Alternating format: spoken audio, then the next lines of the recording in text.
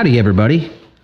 Welcome to another edition of the Cowboys of the Osage podcast, brought to you by the Ben Johnson Cowboy Museum, located in historic downtown Pawhuska, Oklahoma. It's Cody over here, and as always, I have my co-host with me, Mr. Rodeo historian himself, Jimbo Snively. Hey, Jimbo, it's good to see you, and who do we have today? Hey, Cody boy, it's another great day in the Osage, man. Cody, we got a real neat story today. We've got Mr. Charlie Elliott with us today, and his dad was an Osage County rancher, a calf roper, World War II veteran, and there's just a neat story with him over there overseas, and a rodeo, and a couple of lost spurs, and how one of them came back, and it's just a real patriotic and just a real neat Western story for this area, and we're going to get into all that. And Charlie, welcome to the Cowboys of the Osage podcast. Glad to be here. We're super glad to have you, Charlie. Hey, would you mind just sitting up just a little bit, or sure. bring this a little bit back to you? Okay. We want everybody to hear what you have to say, because besides the story, there's a trophy that goes along with it, and it's just something outstanding, Jimbo. It's something you've never would have hardly dreamed of.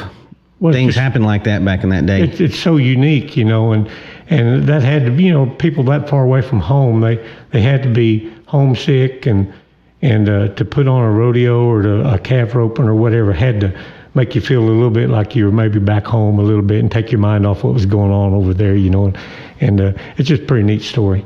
Hey, and that's a cowboy for you. That's a real rodeo roper for you. Wherever he's at, he's going to figure out a way to do a little roping. That's right. All right, Mr. Elliott, could you just give a little backstory on yourself and tell us where you grew up at, and a little bit about yourself? Grew up at the little ghost town of Remington, which is about 3 miles south of another ghost town, Burbank, and we ranched there. Dad mostly operated leased land in that area, and I went to high school at Fairfax and college at OSU, and been in some way involved in agriculture my whole life, and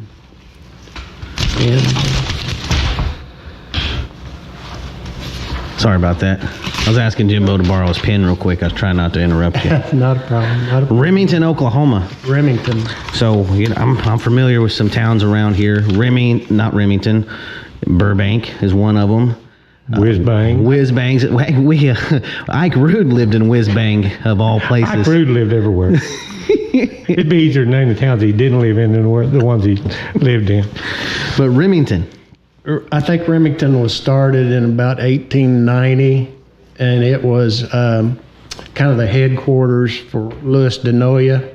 He had some railroad shipping pens there that they shipped cattle on. He had, I want to say, some figures I've seen, like he had several thousand acres, deeded acres, but he also had rented land from the tribe and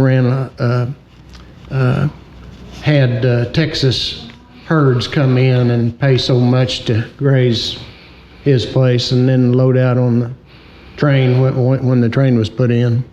And so he had, it was kind of a company town. He had a grain elevator there and shipping pens. In general, there was a bank and a general store. But the town, I think Mr. DeNoya ran into some problems, and the town kind of died out by the 30s. Yeah. Well, your dad did a little calf roping there early on too, didn't he? Not there. They had Fairfax had a roundup club and had a rodeo arena right there west of town, and he was involved in that. I can remember when I was a kid, we'd go around and gather up our bulls to use in bull riding. Mm-hmm. Yeah, I've heard of some of those rodeos and jackpot ropings and stuff they had over at Fairfax. Yeah. He was involved in that. He was the treasurer of the roundup club for a long time. I see. Yeah, who was it? Hank Heinzinger. He was telling us about that the deer roping they had over there, Fairfax, one that was a time. wild story, wasn't it? That was something else. Dad told me a story about him, about the time he roped a coyote. And I said, well, what did you do with it? Yeah. Once you get it, what do you do with He it? said, well, I hadn't thought it through. He said, probably didn't think I'd catch him, but Yeah. he said, the only thing I could do was drag him to death. Yeah. What they normally, or what I've heard them doing, if it's a male, they castrate them, where they wouldn't. And then a lot of times bob their tail, so they'd recognize them, and stuff later on, and they'd turn them loose. But they were hard to rope. Well, you'd think, Jim talked about about the time he thought he was going to get a throw, and it would duck off, and stuff. So they were it'd hard be to rope. worse than trying to rope a baby calf. They'd run through your loop Yeah, too but fast. yeah, they weren't easy to rope. A lot of people talked about roping them, but they weren't easy to rope. Nowadays, it seemed like you'd probably run into a fence before you could ever get one lined out. Yeah, you somewhere. probably would. Yeah, you might want to try to rope a wild hog now. Yeah, really. Yeah, there's some interesting things happen with that too, but Yeah. that's for another one, I guess. Yeah. For sure. So you've been around here your whole life. I Off and worked on. out in western Oklahoma for a while, but 80% of my life been in this area. Yes, sir. Did you do any of the roping too, taking up your dad? No, I never did. I never did. I've done a little bit in the pasture, but I never did.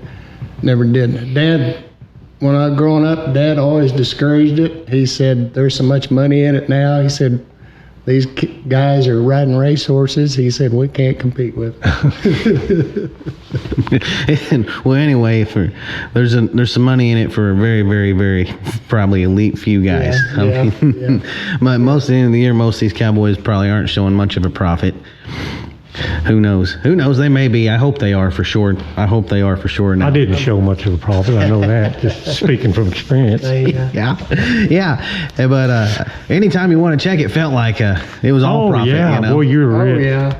Felt good, didn't it? For sure. I don't think most of them are probably after the money anyway. Yeah. So let's talk about your family a little bit. Your dad going into the military. Let's talk about his military career. He started out right out of high school. A group of his high school buddies all decided to join the Merchant Marines. It was right at the start of World War II, and they went to the Merchant Marines, and then he developed a hernia and got discharged from the Merchant Marines and went to college for a semester, and then Christmas break. While he was in college, he got a letter from the Army telling him to report. And he went through basic training in Kentucky. And they were supposed to go for some advanced training, and that's about the time that the Battle of the Bulge broke out. So they were the 90-day wonders that went right from basic training to Battle of the Bulge. Boy, that had to be a culture shock because it was cold, and that was a horrible battle. What you hear about it, on TV. He said there in Kentucky at this in basic training, they came in the last few weeks they were there, and it was wintertime, and they came in and took the doors and windows off the building, and he thought, boy, what a way to treat some guys that are getting ready to go fight for your country. But he said, when I got over there, I found out why they did it. Right. Trying to get them used to that. Yeah, and get used to the cold weather. Acclimated to the cold weather. worst possible. Well, did he get in on marching into Berlin then? No, they were held back, and I don't think that he went into Berlin until after the war was over in the occupation. Yeah. As I remember, I think they stopped them at a river close to Berlin, and I think probably the Rhine. They let the Russians come in and take that hard area. That was the funny thing about that, Cody. You had the Allied forces, U.S. and France and England on one side, and the Russians were coming from the other side, all of them with Berlin in their sights and going to get Hitler. And they met in Berlin, the two sides, and we were allies with them then. They smoked cigars and just had a big time, But that was really historic when they all converged on Berlin. Of course, Hitler didn't want to deal with it, and he killed himself before they got there. Can you imagine that party, though? Yeah, they had a big party. Everybody had to be feeling Probably good. the best relations we ever had with Russia since was that. Everybody had to be feeling good. We just won a war. Right. Run Hitler out of business. Yeah. Yeah, it was historic times for sure. So they occupy Berlin there. He was in about 6 months of combat, and then he was in the occupation of Germany about a year, and then they shipped him back to England to await ships to bring him home, and they were there quite a while. I'm sure there was a backlog, and they had him camped, kind of bivouacked on a soccer field, and he said that there was a lot of gambling and drinking going on. They were kind of looking for something to do, and they got the idea to put on a calf roping. So they went, scoured the countryside and borrowed some cattle and horses and saddles and got some rope from the army and made some ropes and put on a calf roping. Wonder where they got horses. He said they just went out in the countryside. There were still a lot of people using horses and just went farm to farm, borrowing whatever they could come up with. Yeah. I bet that was a sight to see, don't you, Cody? I'd like to have seen it, though. Oh, I would too. Yeah. Did he remember any of the guys roping with him? No, I'm sure he did. I probably don't remember it. He told me the story, and he never did go to any of his unit's reunions or anything after that. I think some of his memories of the war weren't the best, and he was just. I asked him one time if he ever had any desire to. My wife and I had talked about going over there, going to France and then to Germany, and if he would have any desire, and he said, "Hell no." Yeah. Did they build an arena? Did they just use a plowed up field? Did he ever tell you about all that part? I think they just used. I think they probably had it right there on that soccer field. They might have lined up some cars, like we see those old pictures, in the old days where they used vehicles for a fence. Probably lined some vehicles up and some army trucks and stuff. And I wonder about the cattle they used. I don't know. I'm just envisioning some little Hereford calves just or pulled off. Dairy calves, probably, because there were probably a lot of, everybody had a milk cow and stuff back Pulled then. off the mamas, and Maybe, who knows. they'd have been fresh. Yeah. Yeah. Well, he probably had an advantage since he had a little calf roping background here in the States. Oh, yeah. And there was the other guys. Did he do any gambling on that? Because he knew he had I'm sure. had an edge. Sure. Yeah, I'm sure. That's funny. Yeah, gambling. My grandpa, he would have got along good in that little encampment there, because that's all he ever did was gamble. He didn't go to any wars. Right. He traded a few horses and gambled his entire life, Jimbo. Never held a job. Yeah. Well, he must have been pretty good at it. Yeah. Yeah. Oh, yeah. It's feast or famine in that gambling world for sure. But most of them have to have a pretty good job just so they can gamble instead of living off their gambling. They were probably sitting around they built them a rope or two and was roping things. Yeah. Right. Around that camp board, and got to thinking, hey, let's go round up some of these old horses around here. Let's have a calf roping. Yeah, I'm sure that's what they did. So I guess they kept time and everything somehow. Yeah. Probably somebody had a stopwatch. Yeah. And he was crowned the champion He calf was roper. crowned the champion of the U.S. Army. Wow. And tell us about the Spur. Or the Well, the Spurs. Spur had hung on the wall in Dad's den for a long time. It's a. Let me leave it on the. No. It's a real inexpensive Mexican-made spur that they took 2 German Merit of War medals, drilled holes in them, and made rowels for it. Engraved his name and his brand on the side of it, and painted it gold, and presented that to him as like a trophy buckle for winning the calf roping. They Well, that's neater than a trophy buckle to me. I mean, Yeah. What's engraved in the other side of it there? It's got this side here. It's got his name. This side here, it's got his dad's brand and his brand. And this 7UX is a little bit of a mystery to me, except that 7UX was a postal code, like a zip code in an area around London, which I think that's where they were camped.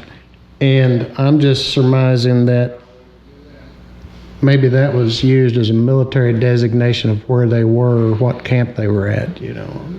I'm not positive about that, but there is in the area where they were camped, that 7UX was a postal code.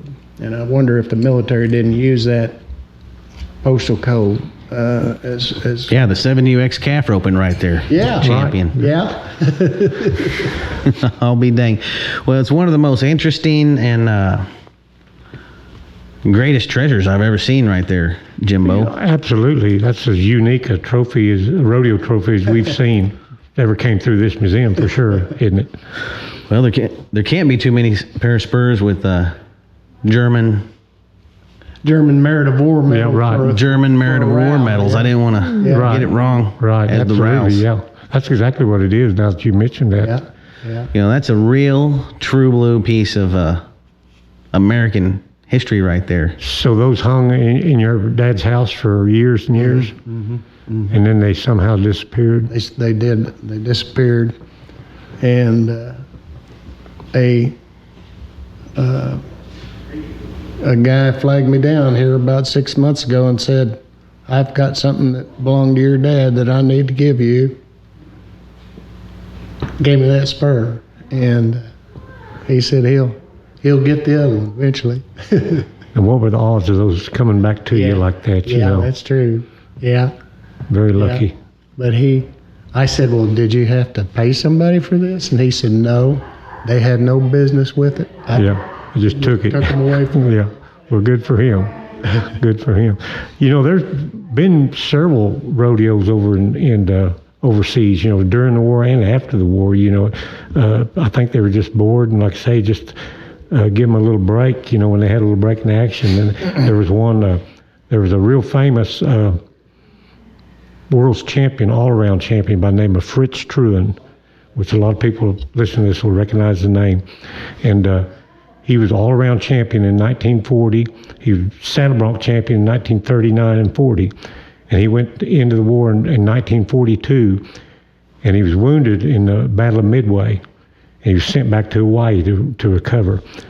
And sometime during or after his recovery, he decided to put on a rodeo there on the island for the other injured soldiers. And he was crowned the Hawaiian bronc riding champion. And anyway, he put that rodeo on, and they sent him home and for some leave in 1944, and he actually went to Cheyenne in 1944, and he went to one or two other rodeos, and the people that talked to him said he was just a little bit different, and almost like he had a premonition of, you know, some things to come. And he had to go back, and they sent him to the Battle of Iwo Jima, which was one of the bloodiest battles of the whole war. It was just hand-to-hand combat up this hill where the enemy was dug in, tunnels, and they had all sorts of stuff. And they finally went to the top of the hill, Radar Hills, where he was at, and he was standing up, and he took a bullet to the neck and killed him instantly. And when they recovered his body, they found a magazine, a Rodeo Association of America magazine, in his pocket, and he had his turtle pin, number 49, pinned on his uniform. And they named the rodeo arena there at what Air Force base it was, Marine Air Force Station in Hawaii. The arena is named after Sergeant Fritz Truan to this day. Yeah, I think they have quite a few rodeos in Hawaii. Yeah, well, the wouldn't think arena it, is but they named do. after Fritz Truan. And another side note is that his widow, I think she ended up marrying Marvin Shoulders, Jim Shoulders' brother. And but it really hit the rodeo world hard when he died. It was just a shock because he was one of the premier rodeo guys at that time. All-around champion and two-time bronc riding champion, and it really shook the rodeo world up. But he was a hero, because, like I say, he went back and had already been wounded, and he went back to Iwo Jima, and fate would have it, he was killed. And then they also had a rodeo on the Rhine River there in Germany during the war. And I don't know if they couldn't cross the river well, but they were hung up there, and they had a little rodeo there. I've read about that. So it's not unheard of for those boys over there to kill a little time doing what they like to do back home, So pretty neat stories about some of that stuff. Well, yeah, that's it's one of the best stories I've ever heard, Jimbo, right here today about Mr. Elliott. Yep. Wild Bill Elliott over there. I know it. Calf roping champion of the Army. For sure, yeah. And another champion from Osage County. What can I say? That's right. Champion of the Army, another champion for Osage County. I like it, Jimbo. I know it. Like the way you think, man. The hits just keep on coming, as they say. You've been a part of the Osage County Cattlemen's Association in the past. Oh yeah. I was back in the 70s. Lived here in Puyuskin. I was a treasurer for several years and ran the Calcutta for the Ben Johnson steer roping for 3 or 4 years, and it was quite an experience. We've told a lot of good Calcutta stories on this podcast with a bunch of different guys that's played a little Calcutta in their life, and there's been some good ones out there. Absolutely. Do you got any good Calcutta stories you can tell as being a past chairman of that? Without incriminating anybody but yourself. We had a rather large Calcutta. I believe it was the second year that I did it. They were having in conjunction with the Cattlemen's Convention, they were having a Western art show, and they had an open bar for several hours while that was going on. And then we came in and sold our Calcutta, and we sold the Calcutta 4 times that weekend and had a total pool over $300,000. Oh, and wow. That was in the 70s. Yep. Wow. That sounds like one of them San Angelo Calcuttas, don't it? That'd be $1 million now. Oh yeah. Easy. Wow. Easy. They used to do it a little different back then, run the Ben Johnson, than they do now. Now we got the WRCA Ranch Rodeo leading in for a couple of days. Right. And but the back then you guys used to have a calf roping. Right. Do you remember that, Jimbo? Sure, absolutely. There's a lot of top names entered that thing. Oh, all of a lot of the steer ropers were good calf ropers, like Sonny Davis, Olin Young, Jim Bob Altizer. Yeah. Arnold Phelps. Yeah. And they all roped, but they were big enough they drawed in people that weren't even roping in the steer roping on Sunday. It was big enough to draw them in anyway. And it was a big deal, that Saturday night calf roping. Then they had at one time, I believe didn't they have a steer roping qualifier too for it, didn't they? Yeah, the Saturday you had to qualify because they limited the automatic bids or invites for Sunday, and the qualifying roping on Saturday was open to the world. And they'd get 60 or 70 ropers just for the qualifying, and take 15 or 10 or something from that and add to the Sunday automatic qualifiers. They've done several different things to Ben Johnson, over the years. Just for whatever reason, but yes, sir. Well, I mean, they just try to make it better in some form or fashion for everybody. Is what it seems like. Yeah, try something different. Yeah. You get different members on the committee. Different ideas. Right, different ideas. Yeah, nothing wrong with that. Everything has its ups and downs, and they're always trying to make things better, it seems like. Yeah. So it seems like it's on the way up and now. Sometimes after last year. Sometimes it doesn't. Yeah. Oh, yeah. Back up and try something else. That's for sure. Well, Jimbo, do you have anything for Mr. Elliott left today? Well, just thank him for coming in and sharing that wonderful story. It's a great story. When you get a patriotic story like that you can tie into Osage County and the Western way of life, it couldn't fit any better than here in the Ben Johnson Cowboy Museum than what it does. So we're just tickled to hear that, for you to share it with us. Glad to do it. You know, the only thing that would have made it better was to have his dad sitting here, Right. recounting Yeah. it. And that's one thing that's really great about this podcast. Yep. You know, how many times have you sat around and heard people say, "Hey, I wish I had my dad or my grandpa Sure. recounting this story." Yeah. Well, we can do that now. Right. It'll Thanks be to this right now. It'll be on the record for the end of time, I guess. Well, that's one thing we're trying to do, preserve all this history. I feel like this would have been a definite lost page of history, Jimbo, if we didn't try to earmark it and tell everybody about this time that happened. I've lived here all my life, and I've never heard that story, you know. So I know a lot of people out there haven't either. So it's great to get it on the record. I'm happy about it, We got the trophy to prove it. and got the trophy to prove it. Yeah. Right. One of the most interesting things I've ever heard.